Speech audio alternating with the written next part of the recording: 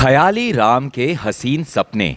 कुंदनपुर गांव का ख्याली राम बहुत सीधा साधा युवक था, लेकिन उसमें बैठे बैठे सो जाने और फिर ख्यालों में खो जाने की बहुत बुरी आदत थी। उसकी इस आदत से उसकी पत्नी चमेली बहुत परेशान थी। एक दिन सुबह जब चमेली सोकर उठी, अरे इसमें भी पानी नहीं है, सब मटके खाली पड़े हैं और मुझे बहुत जोर की प्यास लगी है। इसने सोते हुए ख्याली राम को जगाया। अजी सुनते हो, घर में एक बूंद भी पानी नहीं है और मैं प्यास से मरी जा रही हूँ, जल्दी से जाकर कुएं से एक मटका भर लाओ। ख्याली राम एकदम चौंक कर उठा। आग लग गई? कहाँ आग लग गई? पानी पानी। अरे आग नहीं लगी है, मुझे प्यास लगी है, जल्दी से एक मटका पानी ले आओ, मेरा तो दम निकला जा रहा है। अच्छा अच्छा, तुम्हें प्यास लगी है। चमेली, मैं सपना देख रहा था कि एक घने जंगल में। ओ भाड़ में गया तुम्हारा सपना, जल्दी से कुएं पर जाकर मेरे लिए पानी लेकर आओ। पानी मैं अभी मटका भर लाता हूँ अपनी चमेली के लिए। मैं एक मटका तो क्या, पूरा कुआं ही घर ले आऊँगा। और तभी एक मटका उठाकर ख्याली राम तेजी से कुएं की ओर चल पड़ा। जल्दी से पानी लेकर आना, कहीं वहीं बैठकर फिर ख्यालों में नहीं खो जाना, मैं प्यास के मारे मरी जा रही हूँ। बस मैं आंधी की तरह गया और तूफान की तरह आया। ओह, जब तक ये पानी लेकर आए मैं झाड़ू लगा देती हूँ। उधर ख्याली राम जब कुएं पर पहुंचा तो उसने कई युवतियों को पानी भरते हुए देखा। यहाँ तो कई औरतें पानी भर रही हैं, मुझे कुछ देर रुकना पड़ेगा। जब तक ये सब पानी भरे मैं यहाँ पेड़ के नीचे बैठ जाता हूँ। ख्याली राम पेड़ के नीचे बैठकर उन युवतियों के पानी भर लेने की प्रतीक्षा करने लगा। कुछ ही देर में नींद ने उसे घेर लिया। कुछ ही देर बाद ख्याली राम मटके में पानी लेकर अपने घर पहुंचा। अरे आज तो तुम बहुत जल्दी आ गए पानी लेकर। अरे तुम कहो और मैं ना लाऊं? चमेली, तुम्हारे लिए तो मैं आकाश से तारे भी तोड़कर ला सकता हूँ। वाह, तुम कितने अच्छे हो। देखो मैंने तुम्हारे लिए आज खीर बनाई है, खूब मेवे डाले हैं। चमेली, तेरे हाथ की बनी खीर का जवाब नहीं, आज तो खूब पेट भरकर खाऊंगा, जल्दी ले आ। और फिर चमेली ने खीर भरा कटोरा ख्याली राम के सामने रख दिया। यह लो, तुम मजे से खीर खाओ, मैं तब तक इमरती के घर हो आती हूँ। और चमेली घर से बाहर चली गई। अभी ख्याली राम खीर खा रहा था कि तभी एक कुत्ता भीतर घुस आया। ओह, यह कुत्ता कहाँ से आ गया? हट हट, भाग यहाँ से, नहीं तो अभी एक लात मारूंगा। अरे तू ऐसे नहीं जाएगा, मुझे तेरी कमर तोड़नी ही पड़ेगी। ख्याली राम एक झटके से उठ खड़ा हुआ। साले, अब तो भागेगा? यह ले। नहीं भागेगा, यह एक और ले। ख्याली राम के अब तक घर ना पहुंचने के कारण चमेली स्वयं कुएं पर पहुंच गई थी। मटका फूटका देख चमेली जोर से चिल्ला उठी। सत्यानाश हो तुम्हारा, मेरे मायके का मटका फोड़ दिया, आज तुम्हें नहीं छोड़ूंगी। चमेली की आवाज सुनते ही ख्याली राम ने आंखें खोलकर देखा। अरे बाप रे, ये कैसे हो गया? अब तो मेरी जान ही निकाल देगी। चमेली चमेली, मेरी बात तो सुनो। मुझे कोई बात नहीं सुननी, पहले मेरे साथ घर चलो, आज मैं तुम्हारा भूत उतार कर ही सांस लूंगी। हाय मेरा मटका। और फिर चमेली ख्याली राम को पकड़कर घर की ओर ले चली। हे भगवान, आज इस डायन के हाथ से बचा ले, ₹1.25 का प्रसाद चढ़ाऊंगा। लेकिन जैसे ही चमेली ख्याली राम को लेकर घर पहुंची, वहां पर अपने माता पिता को आया देख चौंक पड़ी। माँ बापू, अरे तुम कब आए? माँ, तुमने अपने आने की कोई खबर नहीं दी, मैं तुम्हें लेने के लिए बैलगाड़ी भेज देती। अरे बेटी, हम तो तीर्थ यात्रा पर निकले थे। तेरे बापू बोले चमेली से भी मिलते चलो, बहुत दिनों से तुझे देखा नहीं था ना। अच्छा क्या माँ, तुम आ गई, तुम्हें देखने को मेरा मन भी बहुत कर रहा था। तभी कुछ सोचकर चमेली ख्याली राम की ओर पलटकर बोली। अरे अब खड़े खड़े मेरा मुंह क्या देखते हो, या कुछ काम भी करोगे? अब जल्दी से जंगल में जाकर कुछ सूखी लकड़ियां काट लाओ, मुझे माँ बापू के लिए खाना बनाना है, बेचारे बहुत देर से भूखे होंगे। कुल्हाड़ी उठाने के बाद मैं अभी लकड़ियां काट कर लाता हूं, सुनो जल्दी आना, कहीं इधर उधर मत चले जाना। चमेली से कुल्हाड़ी लेकर ख्याली राम तेजी से जंगल की ओर चल दिया। जंगल में पहुंचकर यहां तो कोई सूखा पेड़ दिखाई नहीं दे रहा। अगर हरे पेड़ को काट कर ले गया तो चमेली मुझे ही काट कर सुखा देगी। आगे चलकर देखता हूं, शायद कोई सूखा पेड़ मिल जाए। कुछ दूर चलने पर उसे एक सूखा पेड़ दिखाई दिया। यह पेड़ सूखा है, जल्दी से इसी को काट कर ले चलता हूं, देर हो गई तो चमेली आग बबूला हो जाएगी। अभी ख्याली राम ने सूखे पेड़ से थोड़ी सी लकड़ियां काटी थी कि वह बुरी तरह हांफने लगा। ओह, लकड़ियां काटना भी एक मुसीबत है। अब थोड़ी देर पसीना सुखा लूं, फिर लकड़ियां काटूंगा। और फिर पास ही के एक पेड़ की छाया में बैठकर ख्याली राम पसीना सुखाने लगा। जल्दी उसकी आंखें बंद होती चली गई। आहा, कितनी प्यारी हवा चल रही है। चमेली की कड़कती आवाज से तो जंगल ही अच्छा है, कितनी शांति है यहाँ। काफी देर सोने के बाद अचानक ख्याली राम को झटका सा लगा। उसे कुछ याद आया। ओह, इतनी देर हो गई, जल्दी से कुछ और लकड़ियां काट कर घर ले चलूं, नहीं तो चमेली मुझे ही चूल्हे में झोंक देगी। फिर उसी पेड़ के पास जाकर ख्याली राम ने लकड़ियां काटना शुरू किया। आए, यह क्या बला है? हे हनुमान, ज्ञान गुण सागर, रक्षा करो पवन पुत्र। एक प्रेत पेड़ से उतरकर ख्याली राम के सामने आकर खड़ा हो गया। ख्याली राम बुरी तरह डर गया था, लेकिन फिर भी कुछ साहस करके जोर से बोला, कौन हो तुम? अब मेरे पास क्यों आए हो? मैं एक प्रेत हूं, इसी पेड़ पर रहता हूं। मैं आपसे प्रार्थना करने आया हूं कि इस पेड़ को ना काटे। प्रेत के इस तरह हाथ जोड़ने से ख्याली राम की सारी घबराहट उड़न छू हो गई थी। नहीं, मैं तो इसी पेड़ को काटूंगा। तुम कौन होते हो मुझे रोकने वाले? आप तो बहुत भले आदमी दिखाई देते हैं। आपको मेरा घर उजाड़ने से क्या मिलेगा? आप कोई दूसरा पेड़ क्यों नहीं काट लेते?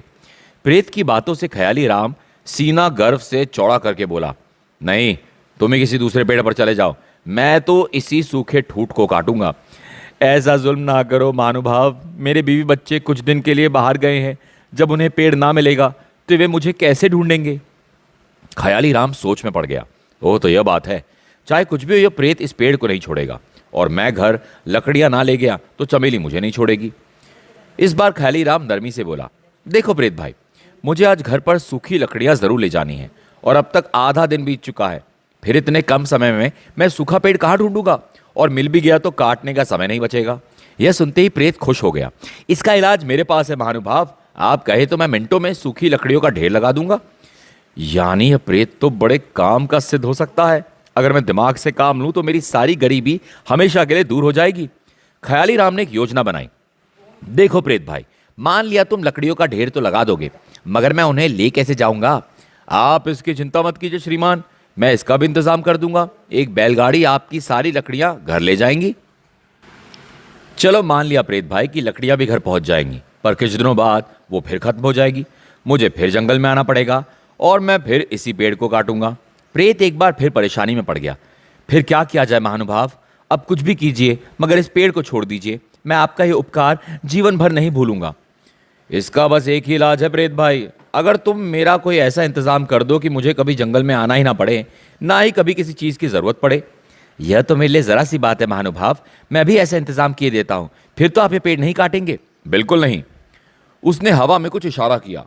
छोड़ अनछू प्रेत की नगरी, नगर के राजा बुलाए तुझे, तू आजा मेरे पास। और हथेली पर एक चमकदार अंगूठी उसके प्रकट हुई। यह लीजिए महानुभाव, यह प्रेतों के राजा की अंगूठी, यह आपकी हर इच्छा पूरी करेगी। यकीन ना हो तो अभी इससे कुछ मांग कर देखिए। ख्याली राम ने अंगूठी हाथ में ले ली और, हे प्रेत की अंगूठी, मेरे शरीर पर राजसी कपड़े आ जाएं, मैं स्वयं राजकुमार की तरह सुंदर दिखने लगूं। अगले ही पल जब प्रकाश हटा तो ख्याली राम सचमुच राजकुमार बना हुआ था। अरे वाह, मैं तो राजकुमार बन गया। सचमुच यह तो जादुई अंगूठी है। मैंने आपका काम पूरा कर दिया, अब तो आप इस पेड़ को नहीं काटेंगे? अरे यार, तुम इसी पेड़ पर रहो, इसको काटने की बात तो दूर, मैं इस पेड़ की तरफ देखूंगा भी नहीं। अरे मैं तो इस जंगल में भी कभी नहीं आऊंगा। और फिर ख्याली राम वहां से चल दिया। हा हा हा, अब मैं पहले वाला ख्याली राम नहीं हूं, अब मैं राजकुमार हूं। मेरे पास जादुई अंगूठी है। अभी वो जंगल से कुछ ही दूर चला था कि तभी, ए जादुई अंगूठी, हमारे लिए एक सुंदर घोड़े का इंतजाम करो। अब हम पैदल कैसे चल सकते हैं? अब हम राजकुमार हैं। अगले क्षण ही जादुई अंगूठी ने एक घोड़े का इंतजाम कर दिया। अरे वाह, सुंदर सजा हुआ घोड़ा। अब इस पर बैठकर हम नगर में घूमने जाएंगे। और फिर वो उस पर बैठकर चल पड़ा। कुछ ही देर में ख्याली राम नगर में पहुंच गया। लेकिन अभी वह नगर में पहुंचा ही था कि तभी, बचाओ बचाओ, भागो भागो, बचो बचो। घोड़े बेकाबू होकर दौड़ रहे थे और राजकुमारी स्वप्ना जोर जोर से चिल्ला रही थी, राजकुमारी, अरे कोई राजकुमारी को बचाओ बचाओ। लगता है इसके रथ के घोड़े बिदक गए हैं, मुझे इनकी सहायता करनी चाहिए। हे जादुई अंगूठी, मुझे इतनी शक्ति दे कि मैं इस राजकुमारी को बचा सकूं। अगले क्षण ख्याली राम का घोड़ा तेजी से दौड़ पड़ा। कुछ ही देर में ख्याली राम का घोड़ा राजकुमारी के रथ से आगे निकल चुका था। भागो, बचाओ बचाओ बचो। आगे निकलकर ख्याली राम घोड़े से नीचे कूद पड़ा और फिर पल भर की देर किए बिना राजकुमारी के रथ के सामने आ गया। आहा, ऐसा लग रहा है ये जादुई अंगूठी मेरे शरीर में हाथियों की शक्ति भर रही है। जरा पास आने दो, फिर दिखाऊंगा अपनी बहादुरी। बचाओ। बस पास में आते ही राजकुमारी का रथ जैसे ही ख्याली राम के सामने था, उसने तेजी से उछलकर घोड़ों को पकड़ लिया। और जोर लगाओ बेटा, लेकिन तुम मेरी पकड़ से छूट नहीं सकते। ओह, कितना सुंदर और शक्तिशाली युवक है। थोड़ी देर में आकर सैनिकों ने घोड़ों को पकड़ लिया। राजकुमारी रथ से उतरकर ख्याली राम के पास आई। हम तुमसे बहुत खुश है युवक, हमारे साथ चलो, हम तुम्हें बहुत पुरस्कार देंगे। राजकुमारी जी, आपका बचाना तो मेरा कर्तव्य था, मुझे पुरस्कार का कोई लालच नहीं है। ओह कितना अच्छा युवक है। नहीं, तुम्हें हमारे साथ महल में चलना ही पड़ेगा, हम तुम्हें ऐसे नहीं जाने देंगे। और राजकुमारी ख्याली राम को अपने साथ ले चली। राजकुमारी ने महल में पहुंचते ही ख्याली राम को अपने साथ ले अपने पिता भानु प्रताप सिंह को पूरी कहानी सुनाई। शाबाश नवयुवक, तुमने हमारी इकलौती बेटी को बचाकर हम पर बड़ा उपकार किया है। क्या नाम है तुम्हारा बेटा? जी मेरा नाम ख्याली राम है। राजकुमारी को बचाना तो मेरा कर्तव्य था, मैंने अपना कर्तव्य पूरा किया है। ओह कितना साहसी और शक्तिशाली युवक है, इसे तो हमारी सेना में होना चाहिए। युवक तुमने बहुत साहस का काम किया है, हम तुम्हें पुरस्कार देना चाहते हैं, हम तुम्हें अपने उप सेनापति बनाना चाहते हैं। अब तुम महल में ही रहोगे। महाराज की जय हो, मुझे अपने देश की सेवा करके बहुत खुशी होगी। और इस तरह ख्याली राम उप सेनापति बनकर महल में रहने लगा। चमत्कारी अंगूठी के कारण उसने बहुत सारे चमत्कार दिखाए जो किसी साधारण युवक के वश में नहीं था। एक दिन राज्य का स्वतंत्रता दिवस मनाया जा रहा था। जैसे सजे हुए हाथी राजा के सामने पहुंचे कि कहीं से एक तीर आकर एक हाथी की आंख में आ लगा। चिंगार सर्र, हाथी पागल हो उठा और उसने राजकुमारी को सूंड में उठा लिया। बचाओ बचाओ, चिंगार। और फिर वह क्रोधित हाथी तेजी से दौड़ पड़ा। अरे कोई राजकुमारी को बचाओ, हाथी पागल हो गया है। ख्याली राम जल्दी से घोड़े पर कूदा और फिर तेजी से घोड़ा दौड़ाते हुए ख्याली राम हाथी के पास पहुंच गया। यह जादुई अंगूठी मुझे इस हाथी को मारने की शक्ति दे। हाथी से आगे निकलकर वह तेजी से पलटा और घोड़े को उछालकर उसने हाथी की सूंड पर वार किया। तभी हाथी ने राजकुमारी को हवा में उछाल दिया। चिंगार, बचाओ, हाय मैं मरी। जैसे ही राजकुमारी नीचे की ओर गिरी, ख्याली राम ने घोड़े से उतरकर उसे अपने हाथों में नपक लिया। राजकुमारी जी आप जल्दी से मेरे घोड़े पर बैठकर भाग जाइए, मैं इस हाथी को देखता हूं। उधर राजकुमारी घोड़े पर बैठी थी कि हाथी ख्याली राम पर झपटा। हे जादुई अंगूठी, मुझे इस हाथी को मारने की शक्ति दो। जैसे ही हाथी ने सूंड घुमाकर ख्याली राम को लपेटना चाहा, तभी उसने हाथी की सूंड पकड़ ली और फिर ख्याली राम सूंड को मरोड़ता ही चला गया।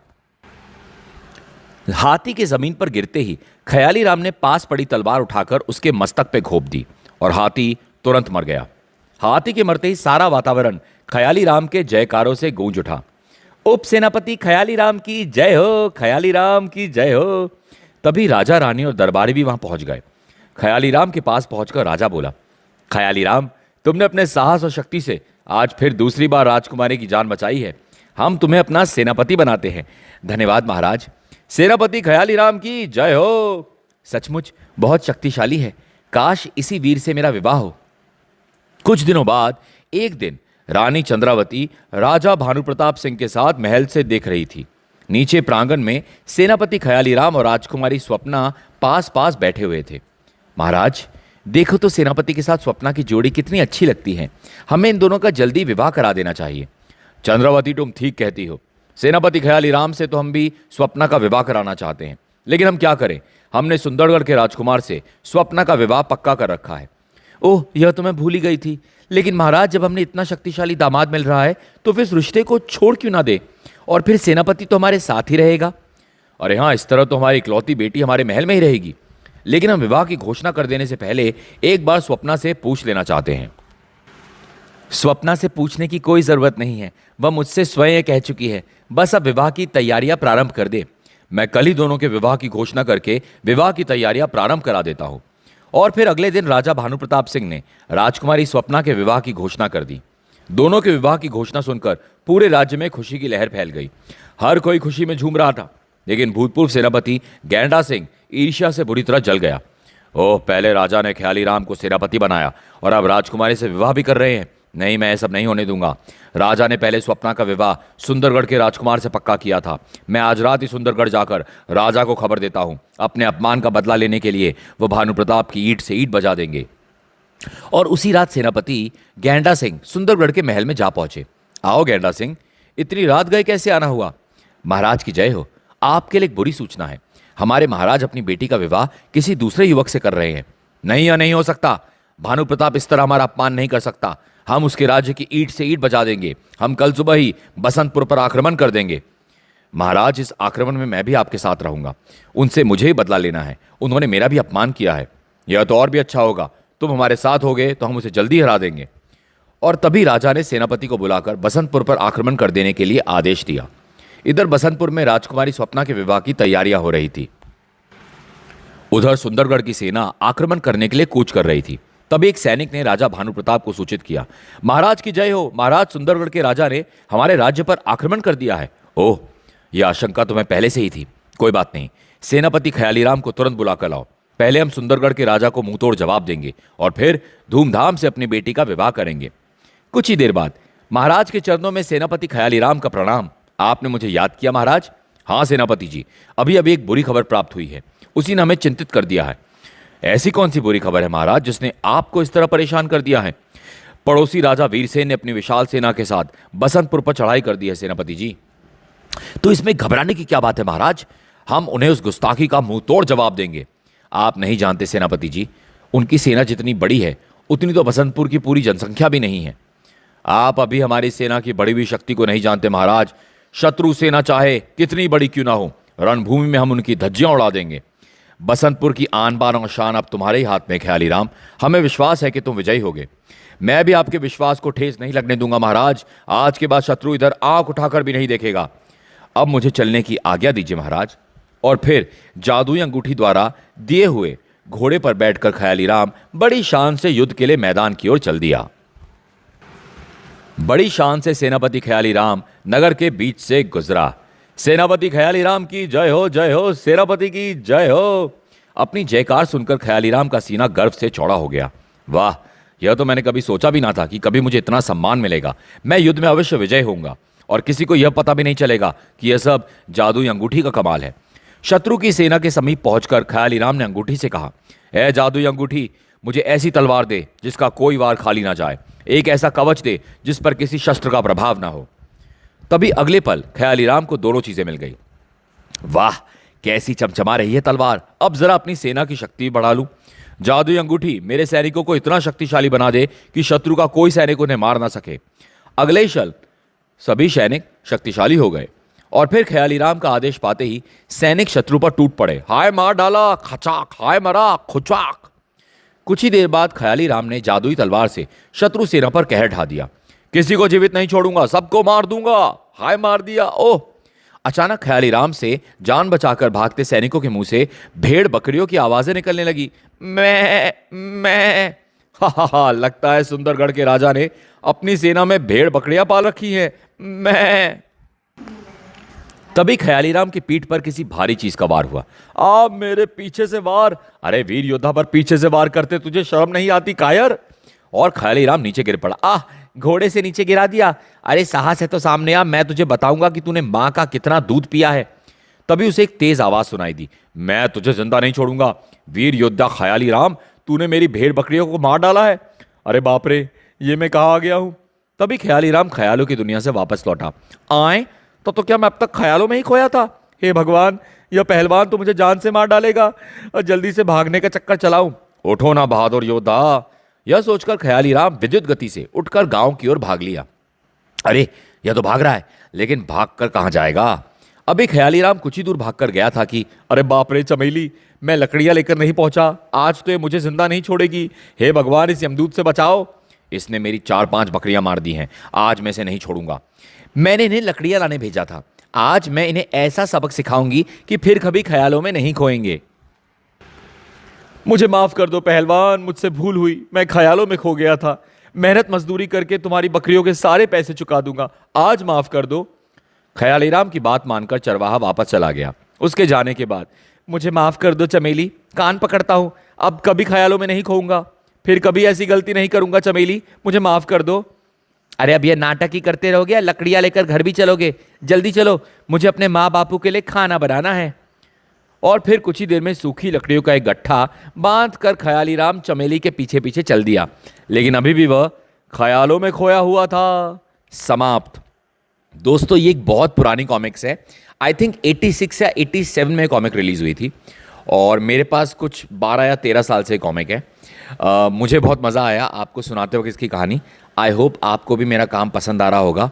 अगर आपको मेरा काम अच्छा लग रहा है, ये कॉमिक पसंद आई है, तो प्लीज़ मेरे चैनल को लाइक और सब्सक्राइब कर दीजिएगा। एंड अगर आप आगे शेयर करेंगे तो उसके लिए आपको डबल थैंक यू। धन्यवाद। बहुत जल्दी फिर मिलेंगे एक और इंटरेस्टिंग कॉमिक बुक के साथ।